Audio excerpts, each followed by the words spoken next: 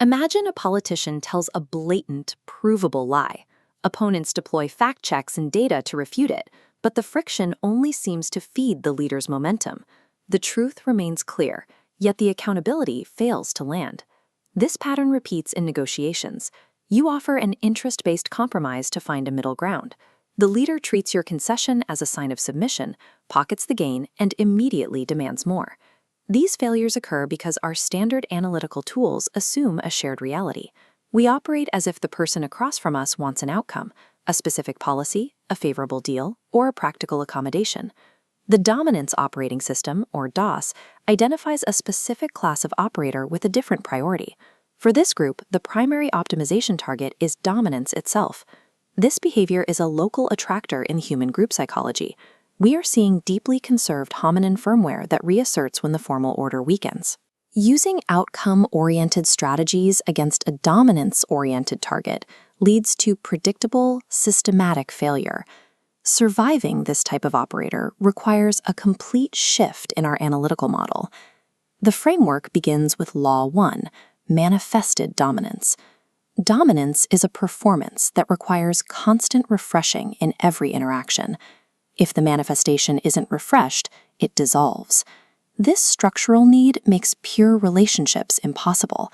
Every relationship eventually trends toward a vertical hierarchy, where the operator is either positioned above the target or fleeing from them. We see this engine at work in the ontological assertion mechanism. The lie functions as a dominance display. It proves the operator can assert whatever they wish while the system fails to impose a cost. Confrontation triggers a predictable script: DARVO, deny the initial event, attack the original accuser, and reverse victim and offender.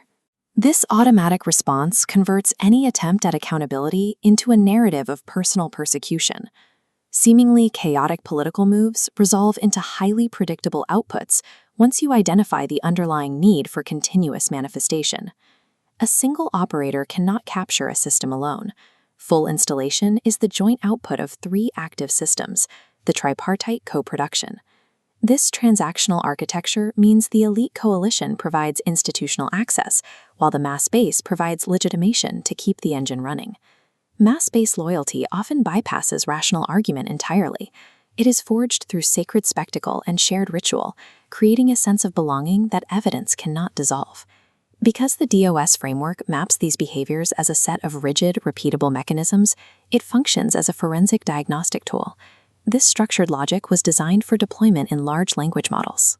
By loading this framework into an LLM context, analysts can process an operator's public statements to identify their current installation stage and predict their next strategic move with high resolution. Focusing strictly on the operator is the least efficient way to resist. Effective counter-strategy targets the structural vulnerabilities of the elite enablers and the mass base.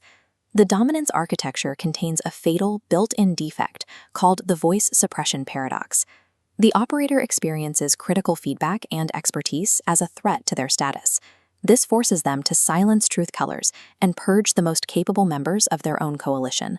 This produces installation-degraded decision intelligence, or IDDI. The operator becomes isolated within an echo chamber of filtered signals that only confirm their existing beliefs.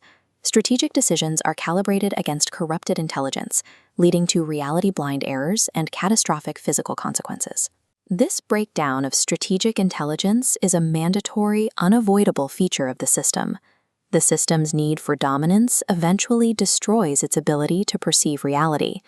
The DOS framework provides a list of contraindicated techniques, standard political plays that are known to backfire against this specific target.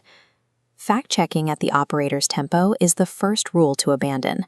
Engaging in these debates merely supplies the operator with the emotional heat they need for their next display. Compromise framing and unsolicited concessions are off the table. Success requires no framing to maintain peer status and starve the operator of a visible win. Countering the mass base requires moving beyond argument. Competing rituals grounded in physical co-presence and shared sacrifice reach the cognitive systems that logic cannot touch.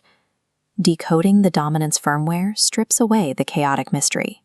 It reveals a predictable system with exploitable structural flaws, allowing for a calibrated, effective defense.